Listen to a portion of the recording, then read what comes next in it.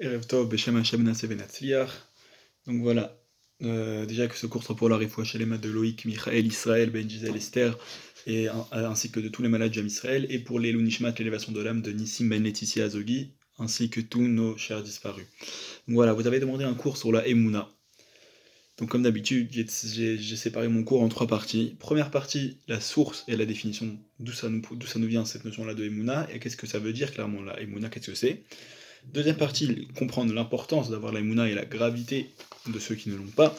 Et troisième partie, c'est le mérite et la récompense que la Emouna peut nous apporter. Donc déjà, c'est quoi la Emouna? D'où ça nous vient? Il y a le Rav Kook dans son livre, donc le Rav Kook qui était le premier grand rabbin Trell de l'ère moderne, on va appeler ça, dans les années 30, dans son livre Mahamare Reaya, mais Orot Emouna, il te dit là-bas, Emouna ena lo sechel velo regesh, la Emouna, la foi, ce n'est pas ni de l'intellect, ni du ressenti, et la gilouy atzmo ayoter yesodi shel maout aneshama, mais le dévoilement propre, le plus essentiel de l'essence de la neshama, de l'âme. Donc il te dit que, donc ok, elle est bien belle cette phrase, mais déjà on nous parle d'intellect, c'est quoi cet intellect-là, ce sechel? On nous parle de regesh, de sensation, de ressenti, c'est quoi ce ressenti-là? Et on nous parle de neshama, de l'âme. C'est quoi cette âme-là? Et qu'est-ce que tout ça, ça vient faire avec la emuna? Il faut savoir qu'il y a une différence entre ce qu'on appelle la argasha et la marshava. La argasha, c'est ce que tu ressens. On pourrait lier ça au cœur si on veut lier ça à un organe. C'est ce que tu ressens. Et la marshava, c'est l'intellect. C'est ce que tu peux comprendre avec ton cerveau, on pourrait dire. Et les deux, on peut pas les exprimer. Par exemple, je vais prendre un exemple. Si toi tu ressens une grande joie en toi, alors tu pourras peut-être sourire, même chanter, même danser, je sais pas si vraiment c'est une très grande joie, mais tu pourras pas exprimer vraiment c'est quoi cette joie-là. Tu pourras, tu pourras pas totalement exprimer ce que tu ressens quand cette joie elle est trop grande par rapport à ce que tu peux exprimer. Et pareil, avec le sechel, avec l'intellect, avec la pensée, des fois on a des grandes pensées, et des fois on est limité par les mots, on ne peut pas vraiment partager nos pensées. Quand c'est des pensées vraiment très hautes, on ne peut pas vraiment réussir à partager nos pensées par la parole. Et la parole, à propos de la pensée, et par exemple ce sourire ou ce chant ou cette danse, quand tu es heureux, c'est pas vraiment de la hargash, c'est pas vraiment du ressenti et de la pensée, c'est qu'une expression de ça. Ce n'est pas vraiment ça, c'est qu'une expression de ça. Il faut savoir que la emuna donc la foi, c'est la neshama. C'est comme le Rafouk l'a dit, ça correspond à l'âme elle-même, à la partie de sainteté la plus profonde qu'il y a en nous. La emuna, elle vient de ça. On pourrait penser que la emuna, c'est un ressenti, ou c'est une façon de penser qui est dirigée par la raison. Non, c'est ni l'un ni l'autre, c'est quelque chose qui est beaucoup plus profond. On parle vraiment de la neshama, de l'étincelle de sainteté que chacun a en lui. Et la Emouna, c'est elle, au contraire, qui va activer, qui va faire travailler et le Sechel, et le ressenti, et l'intellect. Et comme j'ai dit, on peut pas, par exemple, parfois on peut pas exprimer toute la joie qu'on a, on peut pas exprimer toutes les pensées qu'on a, alors de la même façon, la Emouna, c'est elle c'est donc l'intellect et le ressenti, ça va être des expressions de la Emouna. Ça pourra être des expressions de la Emouna, mais ça pourra pas exprimer clairement c'est quoi la Emouna. Par exemple, de la même façon que quand on parle, on n'arrive pas à exprimer pleinement notre pensée, donc la parole n'est pas totalement de la pensée, alors de la même façon, la pensée et le ressenti ne sont pas totalement de la Emouna, et par eux, même si des fois on arrive à réfléchir dans notre tête, à se dire ah il faut que je croie en Dieu pour des choses rationnelles, ou avec notre cœur ah je ressens vraiment que Dieu est là, alors c'est qu'une conséquence de la Emouna, et ça ne pourra pas exprimer pleinement ce qu'est la Emouna. D'accord. Et donc on voit que c'est exactement pareil. C'est pour ça que je vous ai amené cette image-là au début, que même si l'intellect et le ressenti sont des conséquences de l'aïmouna, ce n'est pas vraiment l'aïmouna, ça ne peut pas exprimer pleinement l'aïmouna.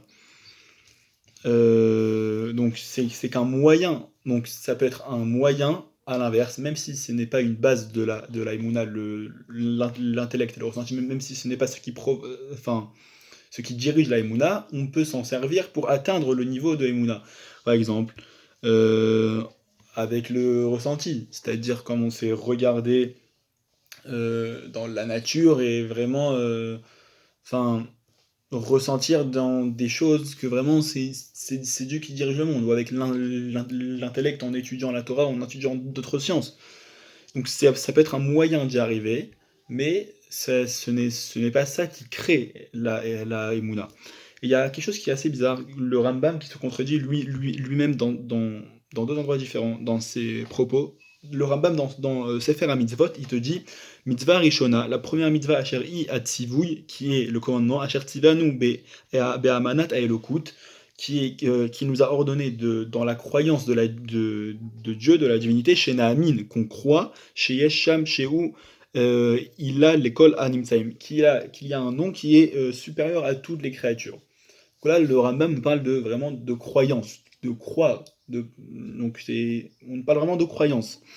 Et le Rambam, dans un autre endroit, dans son livre Mishneh Torah, Sefer Hamada, donc c'est toujours le Rambam qui dit ça, mais il te dit quelque chose de différent. Il te dit Yesoda Yesodot ve'amud achormot, la fondation de toutes les fondations et le pilier de la sagesse, les yadea sheyesh sham matsui rishon. C'est de faire savoir à soi-même, les yadea, qu'il y a là-bas une première existence, une existence première, qui a été, c'est-à-dire première à tout. On voit que d'un côté, le Rambam nous parle de l'éamine, d'une croyance, et là il nous parle de l'eyadéa, de faire savoir. On voit que c'est deux choses différentes, la croyance et le savoir. On voit que c'est deux choses qui sont différentes. Et surtout, il y a quelque chose, le Rambam nous dit qu'il y a une mitzvah de croire. Mais si quelqu'un il ne croit pas, alors s'il ne croit pas en Dieu, alors pourquoi tu donnes une mitzvah de croire? Parce que de toute façon il ne croit pas en Dieu, donc il ne va pas l'appliquer. S'il ne croit pas en Dieu, il ne va pas appliquer les mitzvot. Et si quelqu'un il croit déjà en Dieu, alors il n'a pas besoin d'entendre cette mitzvah. Donc cette mitzvah de croire, en vrai, c'est pas une fin en soi. Ça ne peut pas être une fin en soi. Donc en fait, toute cette mitzvah de croire, c'est pour arriver au savoir. D'abord, il faut commencer par une croyance. C'est-à-dire qu'une croyance, c'est quelque chose que tu n'es pas sûr, a priori, c'est une croyance. Pour ensuite arriver au savoir, c'est-à-dire élargir ta connaissance de Dieu, et en arriver vraiment à savoir, je sais que Dieu existe. Et comment, comment tu peux faire ça? Il faut prendre conscience, c'est quoi vraiment la Emouna? C'est la connaissance que Dieu contrôle tout, c'est-à-dire une connaissance vraiment, pas une croyance, une connaissance. Je sais que tout ce qui se passe dans ce monde, tous les petits événements qui se passent au niveau des plantes, de l'eau, tous les phénomènes naturels qui se passent dans ce monde, c'est Dieu qui le contrôle. Ça, c'est la Emouna. Et alors, plus toi, tu vas renforcer à travers ça ton intellect en étudiant et ton regesh en ressentant les choses de la nature, alors plus tu vas renforcer ces deux choses-là qui sont un moyen, et plus tu vas renforcer la imuna, comme on a dit, qui est la base de ces deux choses-là. Donc plus tu vas renforcer ta neshama et ta imuna. Donc comment on peut faire ça? Il y a plusieurs options. Première option, c'est tout simplement, comme j'ai dit tout à l'heure, pour quelqu'un qui est assez sensible à ce qui se passe autour de lui, alors d'essayer tout simplement de sortir dans la nature, de regarder la nature, comment ça marche, les plantes, comment c'est tellement bien fait, ce qui se passe à l'intérieur des cellules et tout ça, même à l'intérieur de l'homme, comment c'est tellement bien fait. Et quelqu'un qui est assez sensible à ce qui se passe autour de lui, grâce à ça, il pourra arriver au niveau de croire que tout ça c'est dirigé par un seul être. Deuxième chose, par le Limut Torah, l'étude de la Torah. Quelqu'un qui est plus niveau intellect, alors étudier la Torah et voir, et voir combien chaque mot de la Torah est vrai, et beau et pur.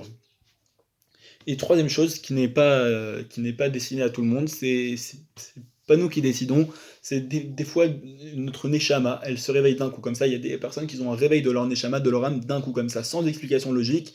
Ils sentent un réveil en eux et comme ça, ils en arrivent à venir à croire à Dieu. Mais ça, on peut pas se baser sur ça parce que ça ne dépend pas de nous et c'est très rare. Il faut se rendre compte que de la même façon que chaque personne dans ce monde a un objectif, a un but, même les non-croyants, même les non-juifs, chacun a un but dans sa vie. Moi, je vais avoir un bon boulot, moi, je vais avoir une bonne situation familiale, chacun a un but. De la même façon que l'homme a un but, alors le monde aussi, qui est la généralité de l'existence, a aussi un but. Maintenant, c'est très dur de se dire ça parce que le monde, on pourrait penser que c'est quelque chose d'infini, qui est en infinie expansion. On ne connaît même pas encore les limites de l'univers. Et, mais il faut essayer de penser à ça. Par exemple, un astronaute qui est dans l'espace, dans sa fusée, il voit le globe terrestre. Il voit que c'est quelque chose d'uni, de fini, et que en tant que tel, ça a un objectif aussi. Que ce monde-là, il a un objectif. Et que cet objectif-là du monde, c'est Dieu. Quand t'as pas la Emouna, c'est comme quand on dit que t'as un brouillard qui te cache la réalité. C'est-à-dire que, par exemple, tu marches dans la rue, il y a du brouillard, tu ne vois pas les choses. Ou alors tu les vois mal, tu les vois de façon altérée à cause du brouillard. Alors quand t'as pas les mounas, c'est la même façon. Alors quand t'as pas les mounas, toi, quand t'as pas la foi, tu ne vois pas les choses, tu ne vois pas les vérités. Ou alors tu les vois de façon altérée. C'est comme un voile.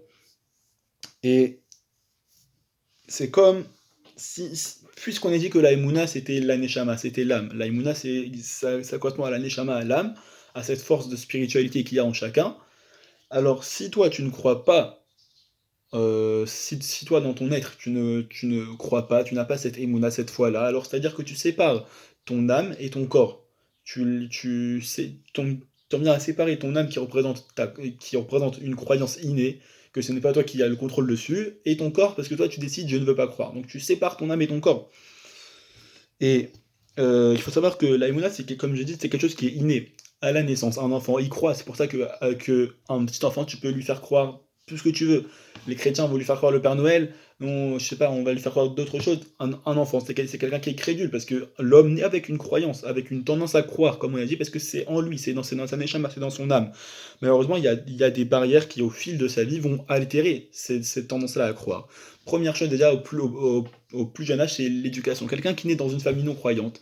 Alors même si un enfant naît de façon à croire, alors puisqu'il est né dans une famille non croyante et qu'il ne va même pas, il n'aura pas cette, ça va mettre une barrière à sa tendance naturelle à croire. Et donc lui aussi il ne croira pas. Ou alors même si lui il a vraiment envie de croire en grandissant, et peut-être qu'il va être découragé par ses proches, par son entourage, arrête de croire à ces bêtises-là. Donc on voit que ça c'est la première barrière, c'est l'éducation. Deuxième barrière, c'est le mauvais penchant, tout simplement. Même quand quelqu'un il est déjà arrivé à l'âge adulte et que il dépend plus de ses parents. Alors tu as le mauvais penchant, puisque le mauvais penchant, si tu crois en Dieu, alors tu vas vouloir accomplir sa volonté. Donc ton mauvais penchant, il va t'empêcher, il va te mettre une barrière à la croyance. T'empêcher de venir croire en Dieu pour pas que tu viennes à pratiquer les mitzvot et à pratiquer la Torah. Il faut savoir que la teshuva dans le retour, entre guillemets, dans le judaïsme, c'est quelque chose qui est différent que dans les autres nations. Dans les autres nations, ils disent, par exemple, dans le christianisme, ramener les brebis égarées. C'est-à-dire que si tu analyses cette phrase, c'est-à-dire qu'il y a des personnes qui sont loin, a priori, qui sont loin, et que toi, il faut que tu les rapproches. Nous, la teshuva dans le judaïsme, c'est quelque chose de différent. Personne n'est loin, puisque chacun a encore, tout juif a en lui cette étincelle de sainteté-là, cette neshama, qui est une partie de Dieu lui-même. Donc personne n'est loin, tout le monde est proche, mais il faut juste réveiller cette partie-là chez quelqu'un. Donc chez nous, c'est moins un rapprochement, c'est plutôt un réveil de cette neshama-là et donc de cette émouna, de cette foi-là en Dieu. Maintenant, c'est très dur, il faut réussir à trouver l'ouverture. Il faut réussir à trouver l'ouverture de ces barrières-là, de ces barrages-là qui empêchent cette âme-là, cette émouna-là, cette foi-là, de s'exprimer pleinement et de réveiller la personne. Donc c'est très dur, il faut essayer de faire des petits trous. Et voilà, un des moyens peut-être, ça serait par la pratique des mitzvot. À force de pratiquer les mitzvot et les commandements de Dieu, alors tu pourras arriver à faire un trou, entre guillemets, dans ces barrières-là, et que ta Emouna puisse s'épancher dans tout ton corps, et te faire un réveil plein, et un retour à Dieu. Donc si on dit en résumé, la Emouna c'est ce qui dirige la foi, ça va être ce qui va provoquer l'intellect et le ressenti. Elle ne va pas être dirigée par ça, mais plutôt elle va utiliser ces moyens-là pour s'exprimer. Et nous aussi, on pourra donc utiliser ces moyens pour réveiller notre foi-là. Et ce qu'il faut surtout se souvenir, c'est que tout le monde peut y arriver. En tout cas, tout juif peut y arriver, puisque tout juif a cette émouna déjà là en lui. C'est pas quelque chose que tu acquiers. Ce qu'il faut retenir, c'est que c'est pas quelque chose que tu acquiers en étudiant avec ton intellect ou en ressentant avec tes ressentis. C'est quelque chose qui est déjà inné en toi, il faut juste que tu le réveilles. Donc c'est pas quelque chose comme si tu pourrais dire, bah non, moi je pourrais jamais aller chercher cette chose-là. Non, parce que cette chose-là, elle est déjà en toi. Il faut juste que tu la réveilles. Donc déjà, ça c'était pour comprendre c'est quoi la Emouna et d'où ça nous vient et d'où c'est ces choses-là, parce qu'on entend beaucoup de choses sur la foi, mais je pense pas qu'on entend souvent cette approche-là. Donc voilà, maintenant on va essayer de comprendre c'est quoi l'importance d'avoir la foi et la gravité. Déjà, je veux donner un message un petit peu d'actualité, puisqu'on vit une période assez difficile. On voit qu'il y a beaucoup de décès malheureusement du fait de la situation sanitaire. On a perdu beaucoup de monde. Il y a beaucoup de gens qui sont malades gravement, d'autres qui sont juste affectés, mais on s'inquiète pour eux. D'autres qui ne sont même pas affectés, mais on a peur qu'ils en viennent à être affectés. C'est une situation très très difficile qu'on est en train de vivre. Il y a le Ravron Shaya qui ramène un exemple d'un par exemple, il dit qu'il y a Einstein, donc tout le monde connaît Albert Einstein, grand physicien. et il rencontre un lion, un bébé, un adulte normal et un physicien. Le lion, quand il va voir Einstein, qu'est-ce qu'il va voir? Il va voir un steak, il va voir un bout de viande. Le bébé, il va voir, bon, un homme, mais un vieillard. Il va voir, bon, il y a un petit vieux.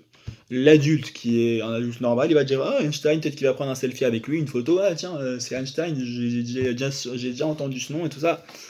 Le physicien, qui a étudié un minimum de physique, il va voir c'est quoi la grandeur d'Einstein, il va comprendre c'est quoi la grandeur de Albert Einstein et son savoir, il va venir en débattre avec lui et prendre des idées et apprendre de lui. Donc il faut essayer de retenir cette parabole-là que le Rav Chaya il donne.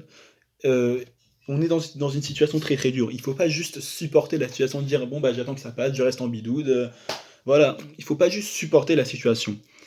Il faut se rendre compte que que tout ça c'est Dieu. Que tout ça, il ne faut pas juste dire bon bah j'attends, non, il faut profiter de cette période-là pour te rendre compte que tout ce qui arrive dans ce monde-là, y compris cette chose-là, cette plaie-là, c'est Dieu. Comme je l'avais déjà dit dans mon cours sur le Hamashiach, qu'il y avait déjà écrit dans plusieurs sources, comme dans Shira Shirim Rabbah, dans le Midrash qui a été écrit il y a 1800 ans, que Samour Limod Hamashiach, proche des jours de Mashiach, Dever Gadol Laolam, une grande épidémie vient dans le monde. Donc il faut comprendre que tout ça c'était des choses prévues.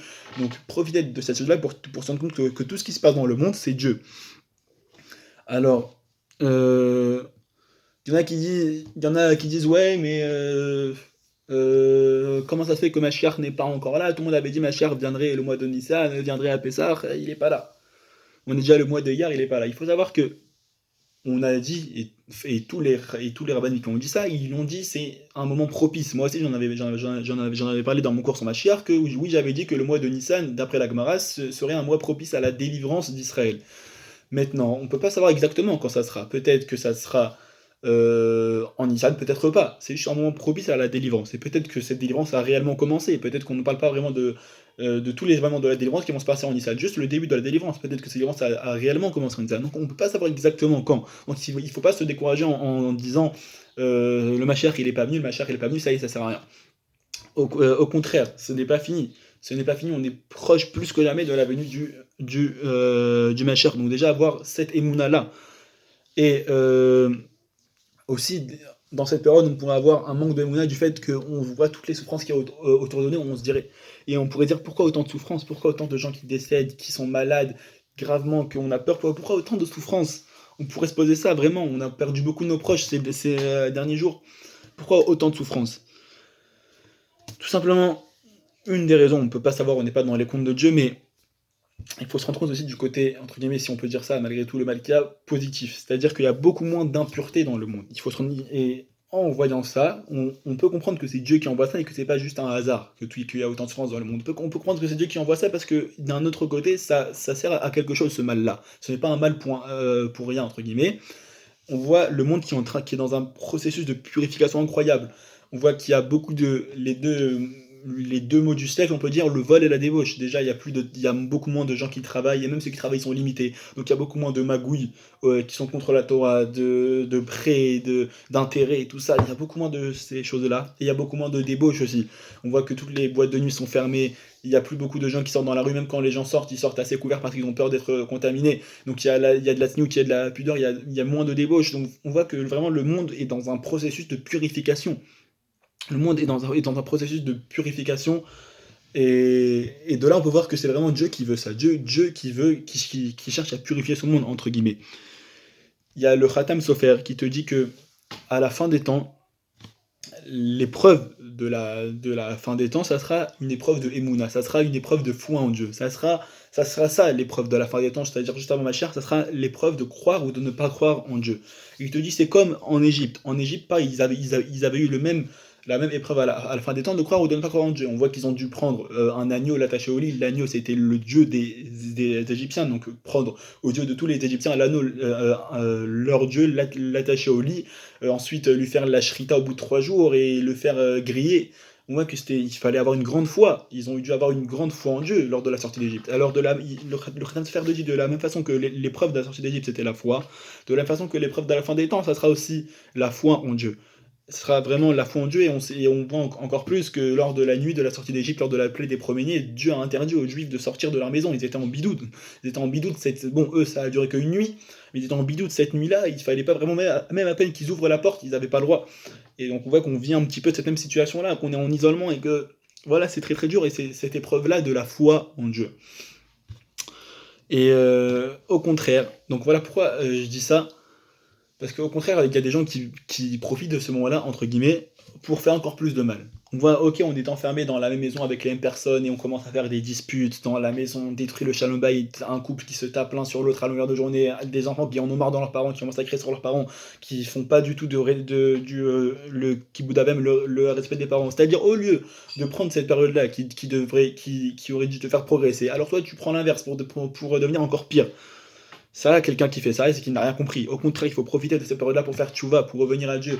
On n'a pas tellement de choses à faire dans cette période-là. Revenir à Dieu, on a beaucoup plus de temps libre, étudier plus de Torah, pratiquer plus de mitzvot. On voit que c'est dans ce moment-là qu'on voit le sens de la vie. C'est malheureusement quand il y a beaucoup de morts et de maladies que quand quelqu'un décède, alors on se rend compte qu'on n'est pas infini, qu'on n'est pas éternel. Et que si on est dans ce monde-là, c'est pour quelque chose. C'est qu'on a un but dans ce monde-là et c'est qu'on a une mission. C'est justement dans ce moment-là qu'il faut prendre conscience que la vie a un sens. Et et il faut comprendre réellement Dieu. Et maintenant, je reviens à la parabole que le Rav Ron Chaya dit, et que j'ai cité au début.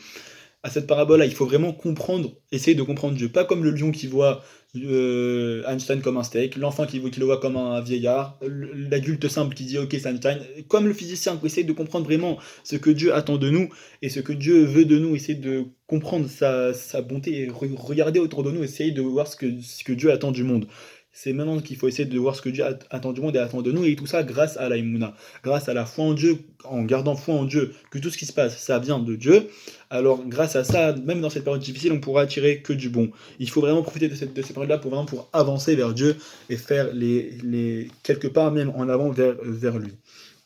Donc voilà, ça c'était le premier point d'actualité que je voulais donner à propos de l'Aïmouna. Maintenant, parlons vraiment de l'Aïmouna. Il faut savoir qu'on est dans la période du Homer en plus, ça tombe bien. La période du Homer, donc c'est celle qui les 50 jours qui séparent Pessah et Shavuot. C'est une période de remise en question. On doit travailler les midot. On sait très bien que chaque Shabbat entre Pessah et Shavuot, on lit un chapitre des Mishnayot de Pirkei Avot, des Maximes des Pères, qui parlent uniquement des midot. Il faut essayer de se remettre. C'est une période vraiment de remise en question, le Homer. Maintenant, moi, l'approche maintenant que je vais donner, elle va être basée entièrement c'est l'approche que le Shomer Emunim y donne, qui a été écrit par Rabbi Yosef ben Immanuel Irgas. C'est un kabbaliste, un grand rave italien de l'époque de la fin du XVIIe, début du XVIIIe siècle. D'accord? Il te dit que à la fin des temps, l'épreuve, enfin le test de la fin des temps, ça va être la Emouna. Comme j'ai dit tout à l'heure, ça va être la foi. Et pourquoi? Parce qu'à la fin des temps vont arriver les plus grandes épreuves qu'il y aura eu de toute l'histoire. Les plus grandes épreuves qu'il y aura eu de toute l'histoire vont arriver à la fin des temps. C'est-à-dire qu'il te dit qu'à la fin des temps, il va arriver des malheurs dans le monde, que ce soit des malheurs au niveau personnel ou au niveau du klal. C'est-à-dire il y aura des maladies, la société sera pleine de pourriture, de débauche, de magouilles, de gens qui mentent. Toi, tu vas entendre des mauvaises nouvelles tous les jours. Celui-là il est décédé, celui-là il a le cancer, tu vas pas trouver ton mazal, plein de malheurs comme ça. Il te dit qu'à la fin des temps, il y aura des mots nombreux comme il n'y en a pas eu de toute l'histoire. Et que c'est pour ça qu'à la fin des temps, l'épreuve, ça sera vraiment de garder la foi malgré tout ça.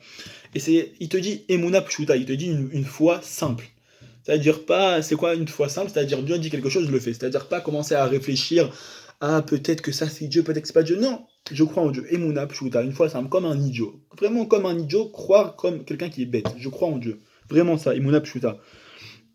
Et on voit que il te dit que lors de la sortie d'Égypte, quel mérite ils ont eu les Béné Israël. On dit que les Béné Israël, lors de la traversée de la mer Rouge, au moment où ils ont dit la Shira, donc le chant qu'on lit tous les matins dans la prière, la Shira Tayam Az Yashir Moshe, les Béné Israël, chacun des Béné Israël, jusqu'à la servante, ils avaient atteint un niveau de névoie, un niveau de prophétie. Chacun était prophète. Tout le peuple d'Israël, les 600 000 juifs, étaient prophètes. Même la servante la plus basse du peuple, elle a pu prophétiser à ce moment-là. Par quel mérite ils ont eu ça? Par quel mérite? Tout simplement par le passouk qui précède la Shira. Vaya Minu Bachem ou Moshe Avdo. Ils ont cru en Dieu et en Moshe son serviteur. Parce qu'ils ont cru, parce qu'ils ont eu la Imuna, alors ils ont eu le mérite d'atteindre ce niveau-là de Névoie. Et le chemin Emonim, il te dit que nous aussi, à la fin des temps, c'est parce que nous aussi, on aura eu cette émouna-là, nous aussi on a eu cette émouna-là, que alors nous aussi on aura le mérite d'avoir un grand, grand dévoilement de Dieu à la fin des temps. Donc c'est par ce mérite-là de la émouna que si Dieu veut, la fin des temps viendra et la délivrance viendra. Et d'où elle nous vient cette émouna? De notre premier père, de notre premier grand-père, Pépé Abraham, Abraham Avinu, qui nous a légué, c'est lui qui nous a légué cette émouna-là. Ça a été le premier vraiment à croire en Dieu. Adam, ok, ça a été le premier homme, il a eu la création de Dieu. Noah, on dit qu'il était une des seules personnes qui n'était pas corrompue de sa génération. Abraham, c'est le premier qui vraiment, on voit que dès l'âge de 3 ans, il croyait en Dieu. Il s'est posé des questions et il a commencé à croire en Dieu. Et c'est lui qui nous a légué cette émouna-là. Comme par exemple, on dit que Pinchas nous a légué parfois la force de parfois dire stop. Pinchas, on sait très bien, c'était le petit-fils de Aaron. Et pendant le désert, il y a eu une révolte d'une partie du peuple qui a fauté avec des filles de Moab et de Midian, pardon, si je dis pas de bêtises. Et donc, un des princes, donc le prince de la tribu de Shimon, a fauté avec cette fille-là devant aux yeux de tout le peuple. Et lui, qu'est-ce qu'il a fait? Il a pris une lance, il les a embrochés d'un coup. Et on te dit que c'est un acte qui était nécessaire de faire qu'une seule fois dans l'histoire. C'est-à-dire que toi, tu ne dois pas te comporter comme ça. C'était un acte juste pour ce moment-là. Et donc c'est cette force-là, Pinchas, de parfois, dans des moments terribles comme ça, de dire stop. Et on dit que toute la force que le peuple d'Israël a de dire stop dans des moments comme ça, elle vient de Pinchas. Que parfois on peut dire stop, ça y est, on veut pas des défilés de gay pride dans nos rues, on veut pas de ça à Jérusalem au Kotel, on veut pas ça. C'est cette force-là de dire stop. Et donc Pinchas nous a légué ça. Donc de la manière, Abraham nous a légué ça. Et comment il nous a légué ça? Il faut savoir que tout se transmet à travers la semence. De la même façon que dans le ventre de la mère, tout ce que va vivre la mère pendant 9 mois, le bébé aussi va le vivre. Si elle fume, on dit que le bébé aussi il va fumer. Si ce qu'elle mange, il va manger. Ce qu'elle boit, il va boire. De la même façon, alors le père, quand il donne sa semence, alors ça va, c'est comme une petite puce et tout sera inscrit dedans et ça va arriver chez l'enfant. Ça va arriver chez l'enfant. Par exemple, si le père il avait l'habitude de voir des choses de débauche, de voir des images de débauche, alors il va transmettre ça dans sa semence à son fils et son fils aura une tendance à la débauche en lui. Euh, Si son père, je sais pas, si au contraire son père avait un grand penchant pour l'étude de la Torah, qu'il étudiait souvent la Torah dans la journée, il va transmettre ça à son fils dans sa semence. Et ça va arriver aussi cette caractéristique-là chez le fils. Donc de la même façon, Abraham Avinu qui est appelé Rosh Hamanim, la tête des croyants. Rosh Hamanim, Abraham Avinu qui était la tête des croyants, il nous a transmis là cette croyance à ses descendants, à tout le peuple juif. À tout le peuple juif, cette tendance-là c'est pour ça qu'on dit Anarnuma Minim Bnema Minim, on est des croyants, fils de croyants. Le peuple Israël est un peuple de croyants. Et tout ça, ça nous vient quoi? De notre premier père, de notre premier patriarche, Abraham Avinu. On voit que lorsque Dieu fait la promesse à Abraham qu'il aura une grande descendance, tout ça, il lui dit sors et regarde les étoiles. Il va, ok, on connaît l'histoire, il va lui dire ta descendance sera aussi nombreuse que les étoiles. Mais pourquoi spécialement les étoiles? On voit qu'il y a d'autres endroits où il compare sa descendance à la poussière de la terre. Pourquoi là, il fallait dire les étoiles, qui est quelque chose d'autre? Simplement parce que les étoiles, c'est déjà il faut lever les yeux au ciel pour les voir. Et aussi parce que c'est les étoiles, c'est les êtres qui brillent dans la nuit et qui ne disparaissent jamais. La lune, elle a un cycle. Elle grandit, et elle rapetit, elle disparaît, elle se renouvelle. Les étoiles, ils ne disparaissent jamais. Ils sont tout le temps là dans le ciel et ils brillent tout le temps dans le noir. Et il faut savoir que le noir, ça fait référence à l'exil. Ça fait référence à la, à au moment où le monde est plein d'obscurité, plein de forces du mal. Et par exemple, c'est pour ça que Arvit, qui est la prière du soir, suite à la lecture du schéma, on dit Ve'emuna, on dit le passage Ve'emuna et la foi, parce que vraiment, le moment du soir, c'est le moment d'avoir la foi dans toute cette obscurité-là. Et donc, euh, c'est pour ça. C'est parce que le Ham Israël est pareil que les étoiles. Le Ham Israël, même quand il va être dans des périodes d'obscurité, où il va être oppressé, exilé, ou alors des périodes d'obscurité spirituelle, où le monde entier va être dans une débauche des plus totales, dans une perversion des plus totales, lui, il va continuer à briller. Le Ham Israël ne perdra pas de sa lueur, il va continuer à briller même dans l'exil, même dans le mal, même dans la perversion, il continuera à briller dans l'obscurité. Parce que nous, on a cette foi-là. Pourquoi? Parce que nous, grâce à notre foi en Dieu, on pourra briller. Donc c'est vraiment une caractéristique du peuple juif, la foi, c'est de continuer à briller, à avoir la foi même dans les moments les plus sombres de l'histoire. De continuer à avoir la foi, et donc c'est pas pour rien que Dieu dit à Abraham de lever les yeux au ciel, parce que lever les yeux au ciel, on sait très bien, c'est la foi, c'est regarder Dieu et croire en Dieu.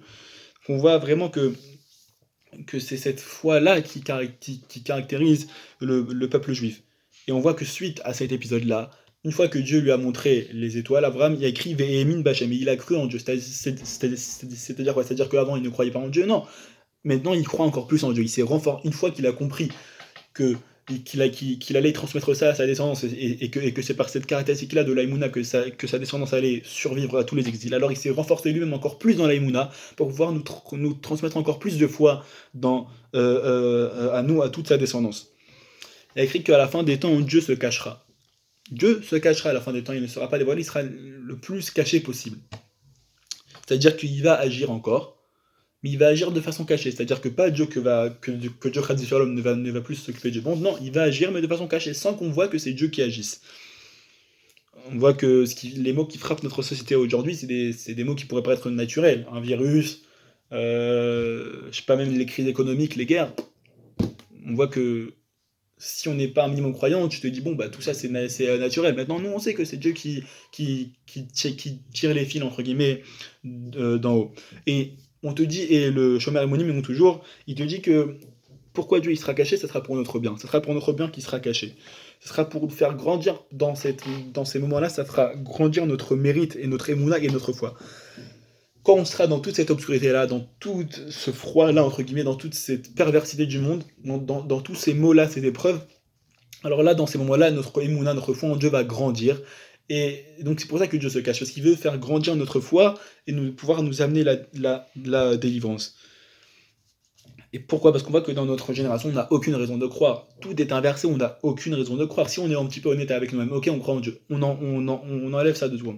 On se pose de façon rationnelle, on n'a aucune raison de croire en Dieu.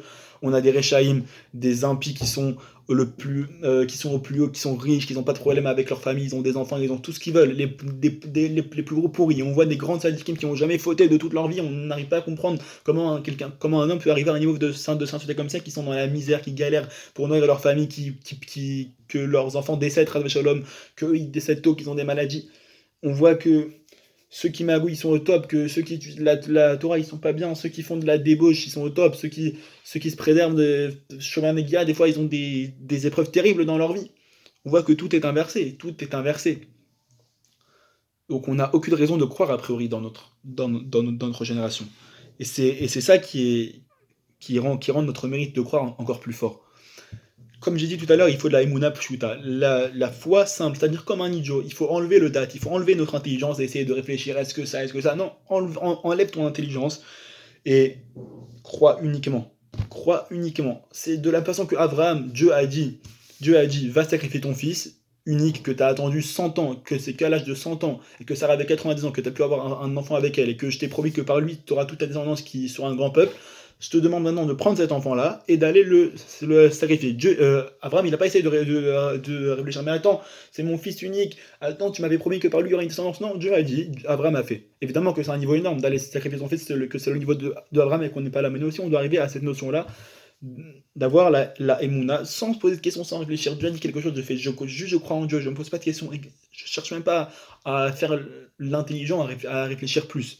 Dieu a dit quelque chose, je le fais. Et pourquoi Dieu se comporte maintenant? Parce que tout simplement, on a déjà tous les ingrédients, on ne se rend pas compte des milliers de livres, de sources qui sont déjà dans le Tanakh, dans la Torah écrite, dans toutes les Gemarot. À chacun de mes cours, je prends toujours des sources des Gemarot. Et de tous les Chachamim qui sont arrivés après, dans toute l'histoire, on a des sources énormes qui nous parlent de la fin des temps, de comment ça va se dérouler. Dieu il nous a donné tous ces ingrédients-là, on a des milliers de sources. Donc ça y est, maintenant, il a fini de nous donner tous les ingrédients pour pouvoir tenir. Maintenant, il se cache et il attend que par notre foi, on fasse venir le mérite de la délivrance. Pourquoi? Pour rendre le dévoilement encore plus grand. Parce que plus Dieu, juste avant la délivrance, il sera caché, et plus le dévoilement, il sera énorme, une fois qu'il va se dévoiler. S'il était déjà dévoilé dans le monde, ok, le passage à ma chair, ça aurait été un jour de plus. Non, là, il est tellement caché, et quand il va se dévoiler, il va être tellement dévoilé que ça va rendre le dévoilement encore plus grand, énorme. On voit qu'aujourd'hui, il n'y a plus de signes. En plus, comme voilà, on s'est comparé tout à l'heure à la génération de la sortie d'Égypte. Alors de la génération de la sortie d'Égypte, ok, ils ont cru en Dieu, mais ils ont eu pas mal de signes avant quand même si ça reste encore dur. Ils ont eu les 10 plaies, l'ouverture de la mer. C'est normal qu'ils ont cru en Dieu, ils ont eu la manne. Ok, ils ont cru en Dieu, c'est quelque chose de bien, mais ils avaient plus de raisons de croire en Dieu que nous aujourd'hui. Nous aujourd'hui, on n'a aucun signe. On a zéro signe clair, comme la sortie d'Égypte, que par exemple quelqu'un qui se comporte mal, la terre elle s'ouvre et elle avale, comme Korach lors du désert. Ça n'existe pas aujourd'hui, on n'a aucun signe de croire en Dieu. C'est ça qui rend la chose encore plus grande, qui rend la Emouna encore plus grande. On voit que dans le livre de Devarim, Perek Lamed Aleph, donc le livre de Devarim, chapitre 31, là-bas il y a écrit Vechara apivo bayamahu, va'azavtim veistarti fanai mehem ve'aya le'echol. Et ma colère s'enflammera en ce jour, et je les délaisserai, et je cacherai ma face d'eux, et il sera comme une nourriture. C'est-à-dire que déjà on voit que Dieu va cacher sa face à la fin des temps. Bayomahu, quand on dit Bayomahu, Etaï, on parle de la fin des temps, de Mashiach. Donc c'est prévu que Dieu cache sa face à la fin des temps. Et le trouveront des multiples mauvais mots et épreuves. On voit que c'est ce qui se passe, qu'à la fin des temps, on a de plus en plus d'épreuves, que ce soit au niveau du monde entier, ou que du peuple juif, ou même que de nous et de nos proches. Des épreuves sans arrêt, ça ne s'arrête pas. À quelqu'un qui n'a pas réussi à trouver un travail, enfin il trouve un travail dès qu'il est libéré de ça, sa femme tombe malade, et son fils commence à mal tourner, ça s'arrête pas, épreuve sur épreuve. Et il dira en ce temps-là, Allo qui en Eloi Bekirbi Metsaouni Araot Aele. Et donc, et il dira en ce jour-là, c'est parce qu'il n'y a pas de Dieu en mon sein que tous ces mots-là m'ont trouvé.